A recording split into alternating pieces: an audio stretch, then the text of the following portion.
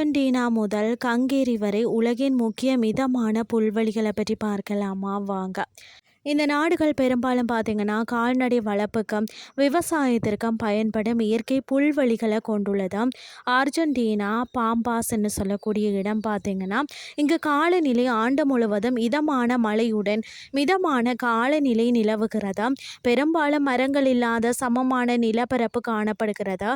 தென் அமெரிக்காவின் முக்கியமான வளமான மிதமான பரந்த புல்வெளி பகுதியாகும். இப்பகுதி அர்ஜென்டினாவின் மிக முக்கியமான விவசாய மையமாகும். இங்கு கால்நடை வளர்ப்பு விவசாயத்திற்கு உலக அளவில் புகழ் பெற்றது. அடுத்தது தென்னாப்பிரிக்கா வெல்ட். இது மிதமான புல்வெளி பகுதியாகும். இந்த பகுதியில் பார்த்தீங்கன்னா லெசோதா, ஈஸ்வதினி, ஜிம்பாப்வே ஆகிய நாடுகளில் பரவி உள்ளது. இப்பகுதி பொருட்கள் மற்றது குறைந்த முட்செடிகளால் சூழப்பட்ட திறந்த நிலப்பரப்பை கொண்டது. இங்கு மிதமான குளிர்காலம் மே முதல் செப்டம்பர் வரை கோடை காலம் நவம்பர் முதல் மார்ச் வரை கால்நடை மேய்ச்சல் மற்றது விவசாயத்திற்கு உப்பில் வெளி பரவலாக பயன்படுத்தப்படுகிறது. அடுத்தது நியூசிலாந்து ரசாக் புல்வெளி. நியூசிலாந்தின் இந்த புல்வெளி பகுதியில் அந்நாட்டின் தனித்துவமான இயற்கை அழகு சுற்றுச்சூழல் அமைப்பின் முக்கிய அங்கமாகும்.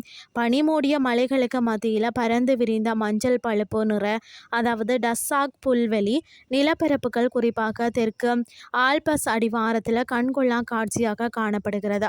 நியூசிலாந்தின் இந்த புல்வெளி பகுதிகள் அந்நாட்டின் தனித்துவமான இயற்கை அழகு சுற்றுச்சூழல் அமைப்பின் முக்கிய அங்கமாகும். கால்நடை மேய்ச்சல் மற்றும் சுற்றுலாவுக்கு பெயர் பெற்றதுன்னே சொல்லலாம். அடுத்தது கங்கேரி புஸ்டாஸ் புல்வெளி.